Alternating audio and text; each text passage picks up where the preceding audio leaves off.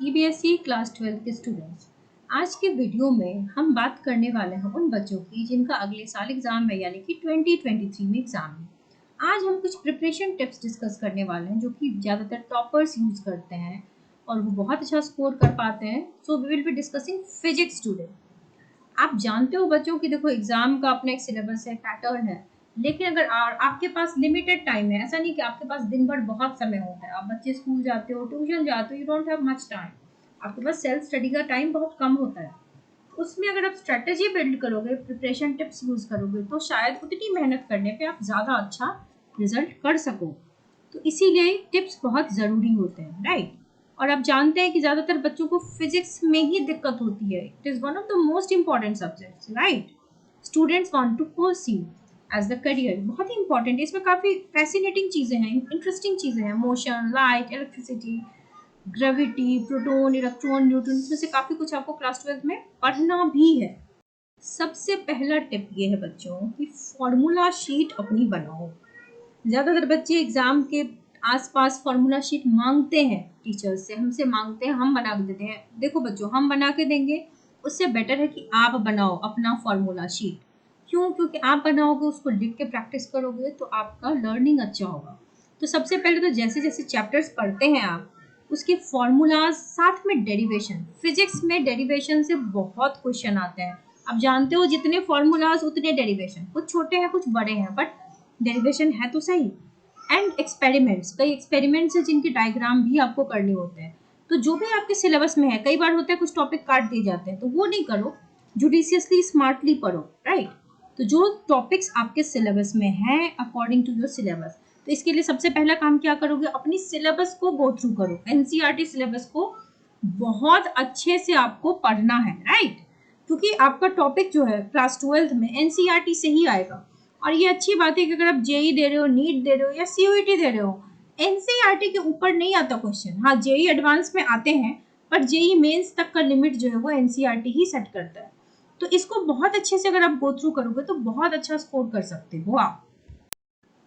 अपने सिलेबस को बहुत अच्छे से गो थ्रू करने के बाद उनका मार्क्स डिस्ट्रीब्यूशन भी देखिए, किस टॉपिक का वेटेज कितना है, ठीक है।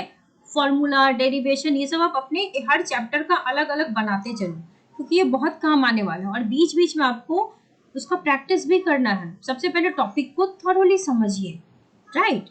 मग अब यानी कि रट लेना, याद कर लेना, तो फिर आप भूल जाओगे, क्योंकि बहुत सारे हैं। तो याद करने से नहीं काम चलेगा, यू अंडरस्टैंड दिस, उसको अच्छे से समझिए कि आप कैसे करते हैं। फिजिक्स को समझने के लिए थोड़ा सा मैथमेटिकल टूल भी लगता है, राइट। इंटीग्रेशन, डिफरेंशिएशन, थोड़ा बहुत तो आपको बेसिक्स आना चाहिए, चाहे आप मैथ्स के स्टूडेंट हैं या बायोलॉजी के स्टूडेंट हैं। तो बच्चों, केमिस्ट्री में तो आपको मैंने जैसे बताया अलग से एक वीडियो बनाई है, वहां पर भी फॉर्मूला शीट बनाने बोला है। फिजिक्स में भी formula sheet as well as derivation sheet. Derivation अगर आपने सारे कर लिए हैं तो आपके बहुत अच्छे मार्क्स आ सकते हैं, क्योंकि न्यूमेरिकल से ज़्यादातर बच्चे घबराते हैं।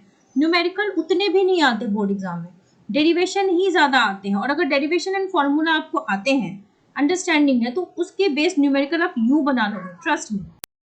चैप्टर पढ़ लेने के बाद आप प्रॉपर रिवीजन कीजिए और उसके साथ साथ आप प्रैक्टिस भी कीजिए। क्वेश्चन सैम्पल पेपर अगर आपके पास है लास्ट ईयर के या लास्ट 3 साल के, आप क्वेश्चन बैंक जो हैं उसके क्वेश्चंस को आप देखिए, राइट। और चूंकि आपका पैटर्न थोड़ा सा अलग है, तो आपको अपना पैटर्न भी देखना है, अपना वेटेज भी देखना है। लेकिन you have to do a proper revision and practice. जितना प्रैक्टिस करोगे, न्यूमेरिकल, डेरिवेशन, इतना प्रैक्टिस करो कि आपको एग्जाम के एंड में दिक्कत ना हो। क्योंकि डेरिवेशन इतने सारे हैं ना कि अगर आप लास्ट में करने जाओगे तो आप नहीं कर पाओगे, दैट इज अ फैक्ट। और गेस क्वेश्चन का क्या है बच्चों, एक फैक्ट है कि अगर मैं ही 30 क्वेश्चन गेस कर दूँ, उसमें से कुछ आ जाएंगे, कुछ नहीं भी आएंगे ना, सारे तो नहीं आ सकते 30-40 क्वेश्चन में से, दिस इज अ फैक्ट। तो अभी आपके पास इनफ टाइम है, अपना एक प्रॉपर रूटीन बनाइए। प्रॉपर रूटीन में अपने जो भी चैप्टर्स पढ़ते हैं, आपको 3 चैप्टर सब्जेक्ट तो मिनिमम पढ़ने होते हैं, फिजिक्स, केमिस्ट्री, मैथ्स या बायोलॉजी। तो हर दिन रिवीजन करो, हर दिन अपना फॉर्मूला शीट या डेरिवेशन शीट है उस पर बनाओ। और जो वीकेंड होता है जिसमें आपकी छुट्टी होती है स्कूल से या ट्यूशन से, उस दिन आप सैम्पल की प्रैक्टिस करिए। जितनी प्रैक्टिस करोगे, जितने number of questions, type of questions पढ़ोगे, बनाओगे, उतना आप कंफर्टेबल हो जाओगे फिजिक्स में। और आपको एग्जाम में यहाँ वहाँ टीचर से नोट्स लेने की बिल्कुल भी जरूरत नहीं पड़ेगी, क्योंकि आपके पास तो खुद का नोट होगा, राइट। तो ऐसा आप करोगे बच्चों तो बहुत अच्छा स्कोर कर सकते हो।